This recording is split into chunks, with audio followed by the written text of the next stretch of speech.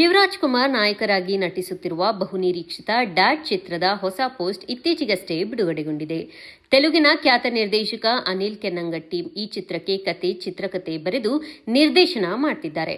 ಕನ್ನಡ, ತೆಲುಗು ಮತ್ತು ಮಲಯಾಳದಲ್ಲಿ ಈ ಚಿತ್ರ ಸಿದ್ಧಗೊಳ್ಳುತ್ತಿದೆ. ಈಗಾಗಲೇ 2 ಹಂತಗಳ ಚಿತ್ರೀಕರಣ ಮುಕ್ತಾಯವಾಗಿದ್ದು, ಮೈಸೂರು, ನಂದಿ ಬೆಟ್ಟಗಳಲ್ಲಿ ಚಿತ್ರೀಕರಣ ನಡೆದಿದೆ. ಶೀಘ್ರದಲ್ಲಿ ಮುಂದಿನ ಹಂತದ ಚಿತ್ರೀಕರಣ ಪ್ರಾರಂಭಿಸುತ್ತೇವೆ ಎಂದಿದೆ ಚಿತ್ರತಂಡ. ಹರೀಶ್ ಪೆದ್ದಿ ಮೈರಾ ಕ್ರಿಯೇಷನ್ ಲಾಂಛನದಡಿ ಈ ಚಿತ್ರವನ್ನ ನಿರ್ಮಿಸುತ್ತಿದ್ದಾರೆ. ಶಿವರಾಜ್ ಕುಮಾರ್ ಅವರು ಅನೇಕ ವರ್ಷಗಳ ನಂತರ ಈ ಚಿತ್ರದಲ್ಲಿ ವೈದ್ಯನ ಪಾತ್ರದಲ್ಲಿ ಕಾಣಿಸಿಕೊಳ್ತಿದ್ದಾರೆ. ಶರ್ಮಿಳಾ ಮಾಂಡ್ರೆ, ಬೇಬಿ ನಕ್ಷತ್ರ, ಬಾಬು, ಮಲಯಾಳದ ನಟ ಸೂರಜ್ ವೆಂಜರಮೂಡು ಮುಂತಾದವರು ಚಿತ್ರದ ತಾರಬಳಗದಲ್ಲಿದ್ದಾರೆ. ಅರ್ಜುನ್ ಜನ್ಯ ಸಂಗೀತ ನಿರ್ದೇಶನ ಹಾಗೂ ಬಿ ರಾಜಶೇಖರ್ ಛಾಯಾಚಿತ್ರಗ್ರಹಣವಿದೆ. ಕಿಚ್ಚ ಸುದೀಪ್ ಪ್ರಸ್ತುತ ಬಿಗ್ ಬಾಸ್ ಕನ್ನಡ ನಿರೂಪಣೆ ಜೊತೆಗೆ ಅನೂಪ್ ಭಂಡಾರಿ ನಿರ್ದೇಶನದ ಹೊಸ ಸಿನಿಮಾದ ಚಿತ್ರೀಕರಣದಲ್ಲಿ ತಮ್ಮನ್ನು ತೊಡಗಿಸಿಕೊಂಡಿದ್ದಾರೆ. ಅದರ ಜೊತೆಗೆ ಮಾರ್ಕ್ ಹೆಸರಿನ ಹೊಸ ಸಿನಿಮಾ ಸಹ ಪ್ರಾರಂಭಿಸಿದ್ದಾರೆ. ಸುದೀಪ್ ಅವರು ತಮ್ಮ ಸಿನಿಮಾಗಳ ಘೋಷಣೆಯನ್ನ ಸ್ವತಃ ತಾವೇ ಮಾಡುತ್ತಾರೆ. ಅದು ಸಿನಿಮಾದ ಚಿತ್ರೀಕರಣ ಶುರು ಆಗುವ ಸಮಯದಲ್ಲಿ ಮಾತ್ರವೇ ಸಿನಿಮಾದ ಬಗ್ಗೆ ಸುದ್ದಿ ಹಂಚಿಕೊಳ್ತಾರೆ. ಆದರೆ ಇದೀಗ ಸುದೀಪ್ ಅವರ ಹೊಸ ಸಿನಿಮಾದ ಸುದ್ದಿ ತೆಲುಗು ರಿಯಾಲಿಟಿ ಶೋ ಒಂದರಲ್ಲಿ ಲೀಕ್ ಆಗಿದೆ. ತೆಲುಗಿನಲ್ಲಿ ಹಲವಾರು ಸಿಂಗಿಂಗ್ ರಿಯಾಲಿಟಿ ಶೋ ನಡೆಯುತ್ತವೆ. ಅದರಲ್ಲಿ ತೆಲುಗು ಇಂಡಿಯನ್ ಐಡಲ್ ಸಹ ಒಂದು. ಖ್ಯಾತ ಸಂಗೀತ ನಿರ್ದೇಶಕ ಎಸ್ ತಮನ್ ಅವರು ಈ ಶೋನ ಜಡ್ಜ್ಗಳಲ್ಲಿ ಒಬ್ಬರಾಗಿದ್ದಾರೆ. ತೆಲುಗು ಇಂಡಿಯನ್ ಐಡಲ್ ಶೋನಲ್ಲಿ ಕರ್ನಾಟಕದ ಯುವಕ ದರ್ಶನ್ ನಾರಾಯಣ್ ಸ್ಪರ್ಧಿಯಾಗಿದ್ದಾರೆ. ಇತ್ತೀಚೆಗಷ್ಟೇ ಅವರು ವೇದಿಕೆ ಮೇಲೆ ಕಿರಿಕ್ ಪಾರ್ಟಿ ತೆಲುಗು ಸಿನಿಮಾದ ಹಾಡೊಂದನ್ನ ಹಾಡಿದ್ದಾರೆ. ದರ್ಶನ್ ಹಾಡಿದ ರೀತಿ ಜಡ್ಜ್ಗಳಿಗೆ ಬಹಳ ಇಷ್ಟವಾಯಿತು. ಜಡ್ಜ್ಗಳಲ್ಲಿ ಒಬ್ಬರಾಗಿರುವ ಎಸ್ ತಮನ್ ದರ್ಶನ್ ಅವರ ಹಾಡುಗಾರಿಕೆಯನ್ನ ಕೊಂಡಾಡುತ್ತಾ, ನಾನು ಮುಂದಿನ ಸಿನಿಮಾ ಕನ್ನಡದಲ್ಲಿ ಮಾಡ್ತಿದ್ದೇನೆ. ಸಂತೋಷ್ ಆನಂದರಾಮ್ ನಿರ್ದೇಶನ, ಸುದೀಪ್ ಅವರು ನಾಯಕ. ನೀವು ಆ ಸಿನಿಮಾದಲ್ಲಿ ಒಂದು ಹಾಡು ಹಾಡಬೇಕು. ವಿಜಯ್ ಪ್ರಕಾಶ್ ಅವರನ್ನ ಸಹ ನಾನು ರೆಕಾರ್ಡಿಂಗ್ಗೆ ಕರೆಯುತ್ತೀನಿ ಎಂದು ಹೇಳಿದ್ದಾರೆ. ಇದು ಸಹಜವಾಗಿಯೇ ದರ್ಶನ್ ನಾರಾಯಣ್ಗೆ ಖುಷಿ ತಂದಿದೆ. ಸುದೀಪ್ ಅಭಿಮಾನಿಗಳಿಗೆ ಇನ್ನಷ್ಟು ಖುಷಿ ತಂದಿದೆ. ಬಿಗ್ ಬಾಸ್ ಮನೆಯಲ್ಲಿ 3 ವೈಲ್ಡ್ ಕಾರ್ಡ್ ಮೂಲಕ ಎಂಟ್ರಿ ಕೊಟ್ಟಿದ್ದಾರೆ. ಇದರಲ್ಲಿ 2 ಪುರುಷ ಸ್ಪರ್ಧಿಗಳಾದರೆ ಒಬ್ಬರು ಮಹಿಳಾ ಸ್ಪರ್ಧಿ.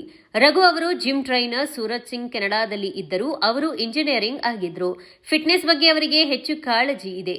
ರಿಷಾ ಗೌಡ ಅವರು ಮಾಡೆಲ್ ಹಾಗೂ ನಟಿ. ರಿಷಾ ಅವರು ದೊಡ್ಡಮನೆಗೆ ಬರುತ್ತಿದ್ದಂತೆ ಗಿಲ್ಲಿ ಹಿಂದೆ ಸುತ್ತುತ್ತಿದ್ದರು. ಆದರೆ ಗಿಲ್ಲಿಗೆ ರಿಷಿ ಮೋಸ ಮಾಡಿದ್ದಾರೆ. 3 ವೈಲ್ಡ್ ಕಾರ್ಡ್ ಸ್ಪರ್ಧಿಗಳ ಪೈಕಿ ಒಬ್ಬರಿಗೆ ಮನೆಯ ಸದಸ್ಯರು ಹಾರ್ಟ್ ಶೇಪ್ನ ವಸ್ತುವನ್ನ ನೀಡಬೇಕಿತ್ತು. ರಘು ಅವರಿಗೆ 7, ರಿಷಿಗೆ 4 ಹಾಗೂ ಸೂರಜ್ಗೆ 3 ಹಾರ್ಟ್ ಸಿಕ್ಕವು. ಈ ಪೈಕಿ ಒಂದು ಹಾರ್ಟ್ನ ಮಾತ್ರ ಇಟ್ಟುಕೊಂಡು ಉಳಿದ ಹಾರ್ಟ್ಗಳನ್ನ ಹರಿದು ಹಾಕಬೇಕಿತ್ತು.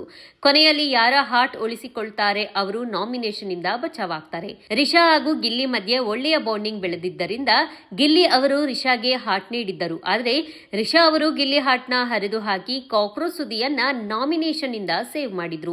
ಇದು ಗಿಲ್ಲಿಗೆ ಸಾಕಷ್ಟು ಬೇಸರ ಮೂಡಿಸಿದೆ. ನಂಬಿಸಿ ಮೋಸ ಹೋದಂತೆ ಅವರಿಗೆ ಭಾಸವಾಗಿದೆ.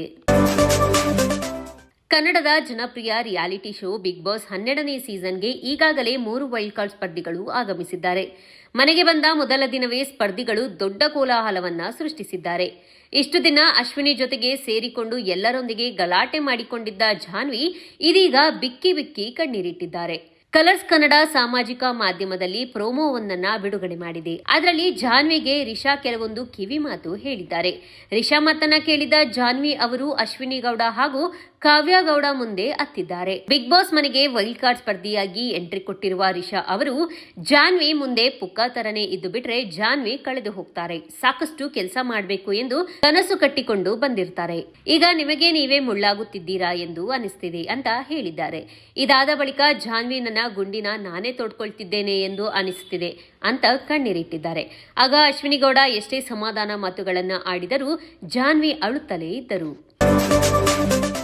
ಬಿಗ್ ಬಾಸ್ ಕನ್ನಡ ಸೀಸನ್ 12ರಲ್ಲಿ ವೈಲ್ಡ್ ಕಾರ್ಡ್ ಸ್ಪರ್ಧಿಯಾಗಿ ಮ್ಯೂಟೆಂಟ್ ರಘು ಅವರು ಹೋಗಿದ್ದಾರೆ. ಮನೆಯೊಳಗೆ ಅವರು ಒಂದು ದಿನ ಕಳೆದಿದೆ. ಆರಂಭದಲ್ಲೇ ಅವರು ಅಶ್ವಿನಿ ಗೌಡ ಮತ್ತು ಜಾನ್ವಿ ಜೊತೆಗೆ ಜೋರು ಜಗಳವನ್ನ ಕೂಡ ಮಾಡಿದ್ದಾರೆ. ಇದರ ನಡುವೆ ಅವರು ಬಿಗ್ ಬಾಸ್ ಮನೆಗೆ ಹೋಗುವುದಕ್ಕೂ ಮುಂಚಿನ ಒಂದು ವಿಡಿಯೋ ಈಗ ವೈರಲ್ ಆಗಿದೆ. ಅದರಲ್ಲಿ ಅವರು ಚಾಲೆಂಜಿಂಗ್ ಸ್ಟಾರ್ ದರ್ಶನ್, ತೂಗುದೀಪ್ ಅವರನ್ನ ನೆನಪು ಮಾಡಿಕೊಂಡಿದ್ದಾರೆ. ಅಥ್ಲೀಟ್ ಆಗಿರುವ ರಘು ಸ್ವಂತ ಜಿಮ್ ಕೂಡ ಹೊಂದಿದ್ದಾರೆ. ಜೊತೆಗೆ ಸಿನಿಮಾಗಳಲ್ಲೂ ನಟಿಸಿದ್ದಾರೆ. ಆದರೆ ಅವರ ಬದುಕಿನಲ್ಲಿ ನಟ ದರ್ಶನ್ ಅವರ ಪಾತ್ರ ಬಹಳ ಇದೆಯಂತೆ. ಅದನ್ನು ಈ ವೈರಲ್ ಆಗಿರುವ ವಿಡಿಯೋದಲ್ಲಿ ರಘು ಹೇಳಿಕೊಂಡಿದ್ದಾರೆ.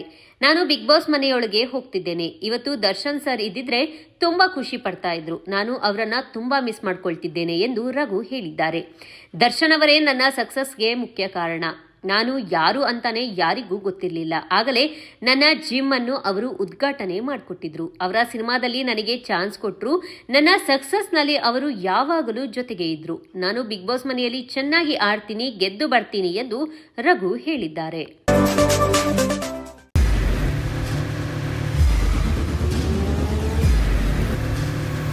ಪ್ರಜಾಮಾರ್ಗ ನ್ಯೂಸ್, ಇದು ಜನಸಾಮಾನ್ಯರ ಧ್ವನಿ. ನಮಸ್ಕಾರ. ನೀವು ನೋಡ್ತಾ ಇದ್ದೀರಾ ಪ್ರಜಾಮಾರ್ಗ ನ್ಯೂಸ್. ರಾಷ್ಟ್ರದ ರಾಜ್ಯದ ರಾಜಕೀಯದ ಬಗ್ಗೆ ಹೆಚ್ಚಿನ ಸಿನಿಮಾ ಅಪ್ಡೇಟ್ಗಳಿಗಾಗಿ ಫಸ್ಟ್ ಲೈಕ್ ಮಾಡಿ, ಸಬ್ಸ್ಕ್ರೈಬ್ ಆಗಿ, ಹಾಗೆ ಫಾಲೋ ಕೂಡ ಮಾಡಬೇಕು.